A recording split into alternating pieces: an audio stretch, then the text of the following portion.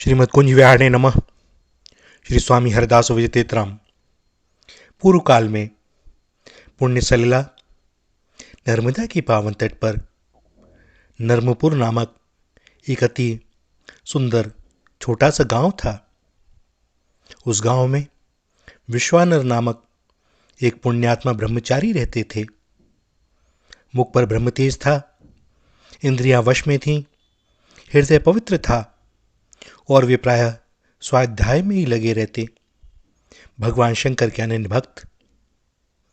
जब उन्होंने ब्रह्मचर्याश्रम में वेदांगों का अध्ययन पूरा कर लिया, तब उनको विवाह क्षेत्र में उतरने की इच्छा हुई। विश्वानर ने मन में विचार किया कि गृहस्थाश्रम ही अन्य 3 आश्रमों का आधार है। देवता, पितर, मनुष्य और पशु पक्षी भी गृहस्थों का ही आश्रय लेते हैं। स्नान, हवन और दान गृहस्थ के लिए आवश्यक धर्म है। इस आश्रम में जप के लिए भी कोई बाधा नहीं है। चित्त स्वभाव से ही चंचल है। गृहस्थ का चित्त एक स्त्री में बंधा रहता है। चरित्र की रक्षा के लिए धर्मपत्नी उसका कवच है। यदि मैं विवाह न करूं, हठ से, लोकलाज से अथवा स्वार्थवश ब्रह्मचारी के ही वेश में रहूं और मेरे मन में बुरी वासनाएं आती रहें, तो मेरा वह ब्रह्मचर्य किस काम का। यदि गृहस्थ पर स्त्री पर कुदृष्टि न डाले, अपनी स्त्री से संतुष्ट रहे, तो वह गृहस्थ होने पर भी ब्रह्मचारी ही है। जो राग द्वेष से रहित होकर सदाचार पूर्वक गृहस्थ जीवन व्यतीत करता है, वह वानप्रस्थ से भी श्रेष्ठ है। क्षणिक वैराग्य के आवेश में आकर कोई घर छोड़ दे और घर छोड़ने के बाद घर की ही बातों का चिंतन करता रहे, तो क्या त्याग किया? इस त्याग का कौन सा फल मिलेगा? जो गृहस्थ किसी से किसी वस्तु की याचना नहीं करता, भगवान जिस परिस्थिति में रखें उसी में प्रसन्न रहता है, वह उन सन्यासियों से भी बड़ा उत्तम है जो भोजन के अतिरिक्त किसी भी वस्तु की भिक्षा मांगते हैं। अतएव मुझे गृहस्थाश्रम को ही अब स्वीकार कर लेना चाहिए। इसके पश्चात शुभ मुहूर्त में उन्होंने अपने अनुरूप कुलीन कन्या से विवाह किया और गृहस्थ धर्म के अनुसार सदाचार का पालन एवं भगवान का स्मरण चिंतन करते हुए अपने जीवन को व्यतीत करने लगे। उनकी पत्नी का नाम सुचिस्मती था। वे अपने पति को ही भगवत स्वरूप मानकर उनकी सेवा करती थीं। पंच महायज्ञ, देवता, पितर और अतिथियों की पूजा सेवा प्रतिदिन होती। विश्वानर के पूजा पाठ एवं अर्थोपार्जन का समय निश्चित था। उनका प्रत्येक कार्य धर्म की प्रेरणा से युक्त होता था और उनकी धर्मपत्नी उनके प्रत्येक कार्य में निसंकोच सहायता करती थी। वे 2 शरीर एक प्राण थे। उनका जीवन सुखमय था। भगवान का प्रेम दोनों के हृदय में छलकता रहता था। इस प्रकार बहुत दिन बीत गए। संतान न होने से सुचिस्मती का मन दुखी रहता। उसने एक दिन पति से कहा कि उसके मन में आया है कि इसके लिए भगवान शंकर की आराधना करनी चाहिए। और इसके बाद जब दोनों में विचार विमर्श हुआ, तो विश्वानर ने अपनी पत्नी को आश्वासन दिया कर इस कार्य के लिए काशी की यात्रा की। काशी में भगवान शंकर का नित्य निवास स्थान है। काशी में पहुंचते ही विश्वानर के त्रिविध ताप शांत हो गए। सैकड़ों जन्मों के संस्कार धुल गए। उन्होंने गंगा स्नान करके भगवान शंकर की विविध लिंग मूर्तियों का दर्शन और पूजन किया। यज्ञ करके बहुत से ब्राह्मण सन्यासियों को भोजन कराया। अंत में उन्होंने निश्चय किया कि भगवान वीरेश्वर की आराधना करनी चाहिए। अब तक बहुत से स्त्री पुरुषों ने वीरेश्वर की आराधना करके अपनी अपनी अभिलाषा पूर्ण की है। मैं भी इन्हीं की आराधना करूंगा और इन्हीं की सेवा अर्चा से इन्हें ही पुत्र रूप में प्राप्त करूंगा। ऐसा दृढ़ निश्चय करके विश्वानर भगवान की उपासना में लग गए। उन्होंने 13 महीने तक भगवान की पूजा की। कभी एक समय खा लेते, कभी बिना मांगे जो कुछ मिल जाता वही खाकर रह जाते। कभी दूध पी लेते, कभी फल खा लेते, कभी कुछ नहीं खाते। 1 महीने तक 1 मुट्ठी तिल प्रतिदिन खाकर रह गए। बाद में किसी महीने में पानी पीकर ही रह गए, तो किसी महीने में वह भी नहीं। इस प्रकार घोर तपस्या करते हुए उन्होंने 12 महीने व्यतीत किए। 13वें महीने एक दिन प्रातःकाल ही गंगा स्नान करके भगवान की पूजा करने के लिए आए तो उन्होंने जब श्री विग्रह की ओर देखा तब उसके बीचों बीच लिंग में एक बालक दिखाई पड़ा। 8 वर्ष की अवस्था मालूम होती थी। सब अंगों में भस्म लगा हुआ था। बड़ी बड़ी आंखें थीं, लाल लाल अधर थे, सिर पर पीली जटा और मुख पर मनोहर मुस्कान थी। बालकोचित वेश था किंतु शरीर पर वस्त्र नहीं था। लीलापूर्ण हंसी से वह चित्त को मोह रहा था। यह बालक नहीं, साक्षात भगवान शंकर हैं। और यह पहचान कर विश्वानर उनके श्री चरणों में गिर गए और प्रेमाश्रुओं से उनका अभिषेक किया। रोमांचित शरीर एवं गदगद कंठ से अंजलि बांधकर उन्होंने स्तुति की और उनके चरणों में गिर गए। भगवान शंकर ने कहा, तुम्हारी जो इच्छा हो मांग लो। विश्वानर ने कहा, प्रभु आप सर्वज्ञ हैं, आपके लिए अज्ञात क्या। एक तो मैंने इच्छा करके ही अपराध किया है, दूसरे अब आप याचना करने को कह रहे हैं। याचना तो दीनता की मूर्ति है। आप जानबूझकर मुझे इसके लिए क्यों प्रेरित कर रहे हैं। भगवान शंकर ने कहा, तुम्हारी अभिलाषा पूर्ण होगी। शुचिस्मती की इच्छा पूर्ण करने के लिए तुमने जो तपस्या की है वह सर्वथा उचित है। मैं एक रूप से तुम्हारा पुत्र बनूंगा। मेरा नाम गृहपति अग्नि अथवा वैश्वानर होगा। इतना कहकर भगवान अंतर्ध्यान हो गए और विश्वानर बड़े आनंद के साथ भगवान का स्मरण करते हुए अपने घर वापस आ गए। समय पर शुचिस्मती गर्भवती हुई। विश्वानर ने शास्त्र के अनुसार सभी संस्कार किए और जिस दिन पुत्र जन्म हुआ उस दिन सारी दिशाएं आनंद से भर गईं। नवजात शिशु का जात कर्म संस्कार और श्रुति के अनुसार नामकरण किया गया। शिशु का नाम गृहपति रखा गया। 5वें वर्ष यज्ञोपवी संस्कार के साथ ही कुमार का वेदाध्ययन प्रारंभ हुआ।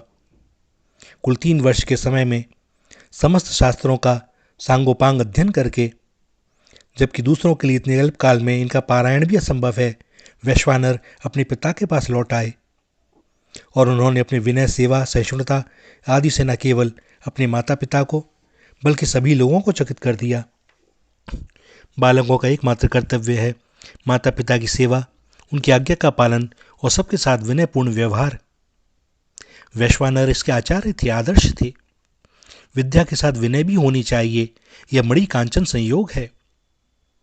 एक दिन घूमते हुए देवर्षि नारद नर्मपुर में विश्वानर के घर आए। शुचिस्मती और विश्वानर ने प्रेम और आनंद से भरकर उनका आतिथ्य सत्कार किया। वैश्वानर गृहपति ने आकर उनके श्री चरणों में प्रणाम किया।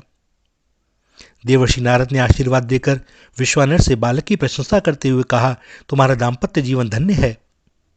यह तुम्हारा बड़ा सौभाग्य है कि तुम्हें ऐसा आज्ञाकारी पुत्र प्राप्त हुआ है। पुत्र के लिए तो इससे बढ़कर और कोई कर्तव्य है ही नहीं। उसके लिए माता पिता ही गुरु और देवता हैं। उनकी सेवा ही सदाचार है। उनके चरणों का जल ही तीर्थ है। पुत्र के लिए संसार में पिता ही परमात्मा है। पिता से भी बढ़कर माता है, क्योंकि 10-9 महीने तक वह पेट में रखती है और बचपन में पालन पोषण करना माता का ही कार्य है। गंगा के पवित्र जल से अभिषेक करने पर भी वैसी पवित्रता प्राप्त नहीं होती जैसी माता के चरणामृत के स्पर्श से प्राप्त होती है। संन्यास लेने पर पुत्र पिता के लिए वंदनीय हो जाता है, परंतु माता फिर भी सन्यासी पुत्र के लिए वंदनीय रहती है। तुम दोनों धन्य हो, क्योंकि तुम्हें ऐसा पुत्र प्राप्त हुआ है। देवर्षि नारद ये कह रहे थे और माता पिता के हर्ष का कौन अनुमान कर सकता है। देवर्षि नारद ने वैश्वानर को अपने पास बुलाते हुए कहा, बेटा आओ, मेरी गोद में बैठ जाओ, मैं तनिक तुम्हारे शरीर के लक्षणों को तो देखूं। और माता पिता की आज्ञा पाकर वैश्वानर देवर्षि नारद को प्रणाम करके बड़ी नम्रता से उनकी गोद में बैठ गए। देवर्षि नारद ने शरीर का एक एक लक्षण देखा, तालु, जीभ और दांत देखे। इसके पश्चात गौरी शंकर और गणेश को नमस्कार करके कुमकुम से रंगे हुए सूत से उत्तर मुंह खड़े होकर बालक को पैर से लेकर सिर तक नापा।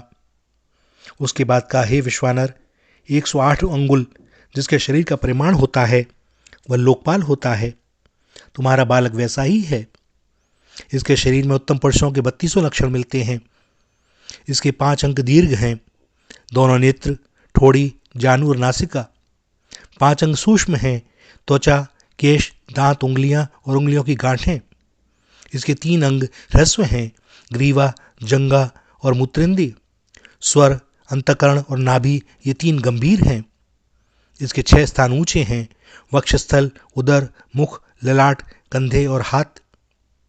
इसके 7 स्थान लाल हैं: दोनों हाथ, दोनों आंखों के कोने, तालू, जिह्वा, ओष्ठ, अधर और नख। 3 स्थान विस्तीर्ण हैं: ललाट, कटी और वक्षस्थल। इन लक्षणों से यह सिद्ध होता है कि यह बालक महापुरुष है। देवर्षि नारद ने इसके अतिरिक्त माता पिता को और भी बहुत से लक्षण बतलाए जिनसे इस बालक की असाधारणता सिद्ध होती थी, और देवर्षि के मुख से अपने बालक की बात सुनकर माता पिता अघाए ना जाते थे। देवर्षि ने अंत में कहा, इस बालक में सब गुण हैं, सब लक्षण हैं। यह निष्कलंक चंद्रमा है, फिर भी ब्रह्मा इसे छोड़ेंगे नहीं। विधाता के विपरीत होने पर सारे गुण दोष बन जाते हैं। अभी इसका 9वां वर्ष चल रहा है। 12वें वर्ष विद्युत के द्वारा इसकी मृत्यु हो सकती है। इतना कहकर देवर्षि नारद आकाश मार्ग से चले गए। माता पिता के हृदय पर वज्रपात हो गया। वैश्वानर ने देखा कि मेरे माता पिता दुखी हो रहे हैं। उन्होंने मुस्कुराकर कहा, मां, तुम लोग इतने क्यों डर गए? तुम्हारे चरण कमलों की धूल जब तक मैं अपने सिर पर रखे रहूंगा, काल भी मेरा स्पर्श नहीं कर सकता। वज्र में तो रखा ही क्या है? मैं प्रतिज्ञा करता हूं कि यदि मैं तुम्हारा पुत्र हूं तो ऐसा कार्य करके दिखाऊंगा कि वज्र और मृत्यु दोनों मुझसे भयभीत रहेंगे। मैं भगवान मृत्युंजय की आराधना करूंगा। वे काल के भी काल हैं, उनकी कृपा से कुछ भी असंभव नहीं। माता पिता का हृदय वैश्वानर की बात सुनकर शीतल हो गया। उनके सुख की सीमा न रही। वे बोले, भगवान शंकर बड़े दयालु हैं। उन्होंने आज तक एक नहीं अनेकों की रक्षा की है, करते हैं। प्रलय की धधकती हुई अग्नि, वह लाल विष जिसकी ज्वाला से त्रिलोकी भस्म हो जाता, करुणावश होकर भगवान शंकर ने उसे पी लिया। उनसे बढ़कर दयालु और कौन हो सकता है? जाओ, तुम उन्हीं की शरण जाओ, उनकी आराधना ही जीवन की पूर्णता है। वैश्वानर ने पिता माता के चरणों में प्रणाम किया और प्रदक्षिणा करके काशी की यात्रा की। वैश्वानर का हृदय काशी के दर्शन मात्र से खिल उठा। मणिकर्णिका घाट पर स्नान करके विश्वेश्वर का दर्शन किया। ऐसा सुंदर, इतना मनोहर दर्शन, मानो परमानंद ही स्वयं उस लिंग के रूप में प्रकट हो गया हो। वैश्वानर ने सोचा, मैं धन्य हूं त्रिलोकी के सार सर्वस्व भगवान शंकर का दर्शन करके। मेरा बड़ा सौभाग्य है कि मैं अपने प्रभु के दर्शन से सनात हुआ। देवर्षि नारद ने मुझ पर बड़ी कृपा की है, जिससे जीवन का परम लाभ मुझे प्राप्त हुआ है। मैं अब कृतकृत्य हो गया हूं। वैश्वानर के हृदय में आनंद की मई भावों की बाढ़ आ गई। भगवान की भक्ति का रहस्य भगवान ही जानते हैं। अल्पज्ञ जीव अनंत प्रेरणाओं के एक सीकर की भी तो कल्पना नहीं कर सकता। इसी से करुणा परवश होकर भगवान भक्त के वेश में आते हैं। भक्त कभी भगवान से विभक्त नहीं होता। चाहे भगवान भक्त के हृदय में प्रकट होकर प्रेम की लीला करें, चाहे भक्त के रूप में, दोनों में एक ही बात है। आज भी साक्षात शंकर जीवों के कल्याण के लिए भक्तों का रूप धारण करते हैं। यह भी उनके लिए एक लीला है, परंतु हम जैसे जीवों के लिए भक्ति भावना का, आराधना का एक सुंदर आदर्श है। और इस मार्ग पर चलकर भला कौन अपना कल्याण साधन नहीं कर सकता। वैश्वानर ने शुभ मुहूर्त में शिवलिंग की स्थापना की, पूजा के बड़े कठोर नियम स्वीकार किए। प्रतिदिन गंगा जी से 108 घड़े जल लाकर चढ़ाना, 1008 नीलकमलों की माला चढ़ाना, 6 महीने तक सप्ताह में एक बार कंदमूल फल खाकर रह जाना, 6 महीने तक सूखे पत्ते खाना, 6 महीने तक जल और 6 महीने तक केवल हवा के आधार पर रहना। जब पूजा पाठ, निरंतर भगवान शंकर का चिंतन, सरल हृदय भक्ति भावनाओं से परिपूर्ण। कभी भगवान की कर्पूर धवल भस्म भूषित सर्प परिवेष्टित दिव्य मूर्ति का ध्यान, तो कभी करुणापूर्ण हृदय से गदगद प्रार्थना। 2 वर्ष बीत गए पलक मारते। सुख के दिन, सौभाग्य के दिन यों भी बड़ी जल्दी बीतते हैं। और एक दिन जब वैश्वानर का 12वां वर्ष चल रहा था, मानो नारद की बात को सत्य करने के लिए हाथ में वज्र लिए हुए इंद्र आए। उन्होंने कहा, वैश्वानर, मैं तुम्हारी नियम निष्ठा से प्रसन्न हूं। तुम्हारे हृदय में जो अभिलाषा हो मुझसे कहो, मैं उसे अवश्य पूर्ण करूंगा। वैश्वानर ने बड़े कोमल स्वर में कहा, देवेंद्र, मैं आपको जानता हूं, आप सब कुछ कर सकते हैं, परंतु मेरे स्वामी तो एकमात्र भगवान शंकर हैं। मैं उनके अतिरिक्त और किसी से कोई वरदान मांग नहीं सकता। इंद्र को क्रोध आ गया। बोले, बालक, तू क्यों मूर्खता करता है? मुझसे भिन्न शंकर का कोई अस्तित्व नहीं है। मैं ही देवादिदेव हूं। जो तुझे चाहिए मुझसे मांग ले। वैश्वानर ने कहा, हे देवराज इंद्र, आपका चरित्र किससे छुपा है? मैं तो शंकर के अतिरिक्त और किसी से कोई वर मांग भी नहीं सकता। इंद्र का चेहरा लाल हो गया। उन्होंने अपने हाथ में स्थित भयंकर वज्र से वैश्वानर को डराया।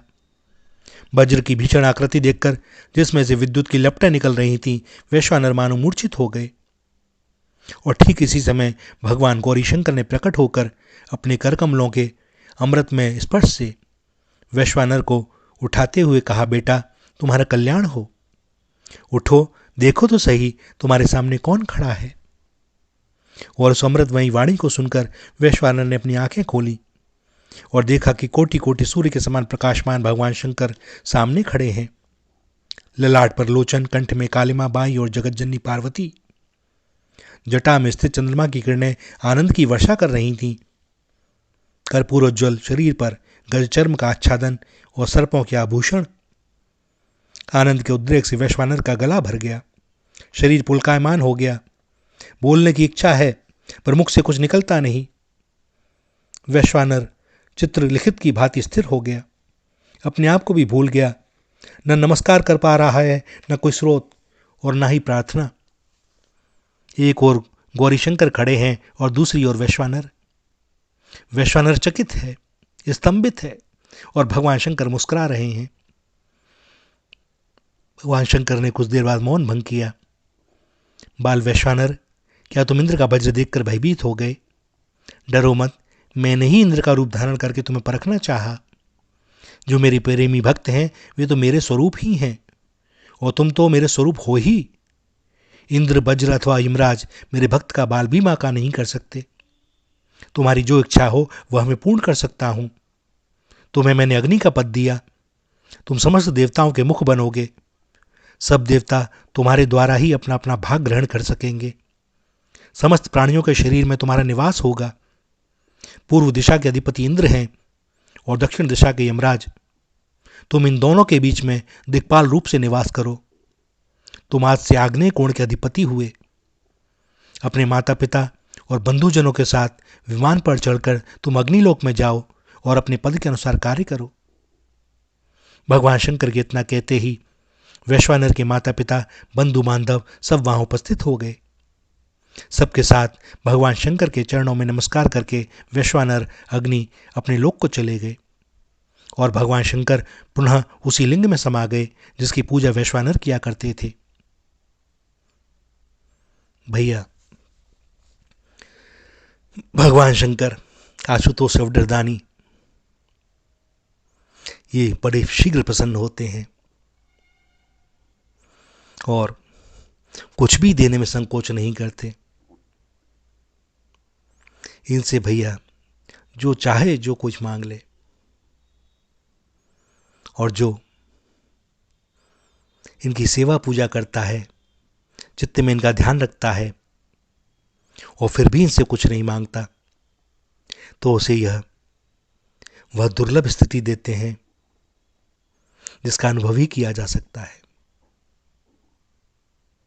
भैया, फिर यह देते हैं जिस नाम को ये जपते हैं, भक्त की रुचि, स्वभाव और इच्छा के अनुसार भगवान के उसी नाम में निष्ठा कर देते हैं और उसी स्वरूप से परिचय करवा देते हैं।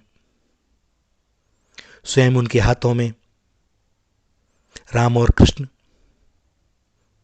अथवा किशोरी जी, उनके हाथों में ये अपने भक्त का हाथ पकड़ा देते हैं और कहते हैं, मेरा है, संभालिएगा। और जिसके लिए भगवान शंकर ऐसा कहते हैं, उसके भाग्य का कौन वर्णन कर सकता है। श्री राधा, श्री राधा, श्री राधा।